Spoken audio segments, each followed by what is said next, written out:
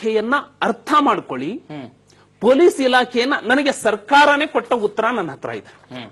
ಸರ್ಕಾರ ಉತ್ತರ ಕೊಟ್ಟಿದೆ. ನಾನು ಕೇಳಿದ್ದೆ ಹೊರ ರಾಜ್ಯಗಳಿಗೆ ಮತ್ತೆ ಕರ್ನಾಟಕಕ್ಕೆ ವೇತನದಲ್ಲಿ ಎಷ್ಟು ತಾರತಮ್ಯ ಇದೆ ಅಂತೇಳಿ. ಸರ್ಕಾರ ಕೊಟ್ಟಿದ್ದು ಕರ್ನಾಟಕದಲ್ಲಿ ಪೊಲೀಸ್ ಕಾನ್ಸ್ಟೇಬಲ್ಗೆ ಬೇಸಿಕ್ ಇರುವಂತದ್ದು 11,600. ಅದೇ ಆಂಧ್ರ ಪ್ರದೇಶದಲ್ಲಿ ಇರುವಂತದ್ದು 16,400. ಅದೇ ರೀತಿ ಹೆಡ್ ಕಾನ್ಸ್ಟೇಬಲ್ಗೆ 12,500, ಆಂಧ್ರ ಪ್ರದೇಶದಲ್ಲಿ 18,400. ಎಎಸ್ಐಗೆ 14,550 ಕರ್ನಾಟಕದಲ್ಲಿ, ಆಂಧ್ರ ಪ್ರದೇಶದಲ್ಲಿ 23,100 ವೇತನ ತಾರತಮ್ಯ. ಅಂದ್ರೆ ಇಷ್ಟು ವೇತನ ಇದು ಸರ್ಕಾರ ಕೊಟ್ಟಿದೆ. ಇನ್ನೇನು ನೀವು ಅಭ್ಯಾಸ ಮಾಡಬೇಕು? ಇದೇ ಗೃಹ ಮಂತ್ರಿಗಳು ಯಾರಿದ್ರು, ಡಾಕ್ಟರ್ ಜಿ ಪರಮೇಶ್ವರ್ ಅವರೇ ಸಹಿ ಮಾಡಿಕೊಟ್ಟಿದ್ದಾರೆ.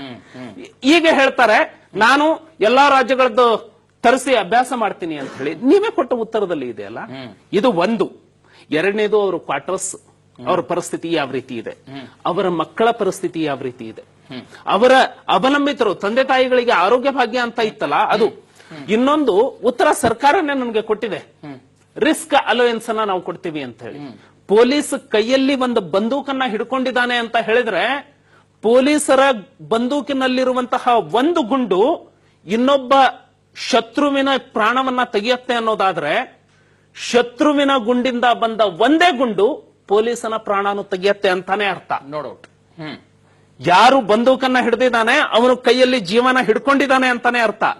ರಿಸ್ಕ್ ಅಲೋಯನ್ಸ್ ಕೊಡಿ ಅಂತ ಹೇಳಿ ನಾವು ಕೇಳ್ತಾ ಇದ್ದೇವೆ. ಎಲ್ಲಾ ರಾಜ್ಯಗಳಲ್ಲಿ ಕೊಡ್ತಾ ಇದ್ದಾರೆ ಬಹುತೇಕ.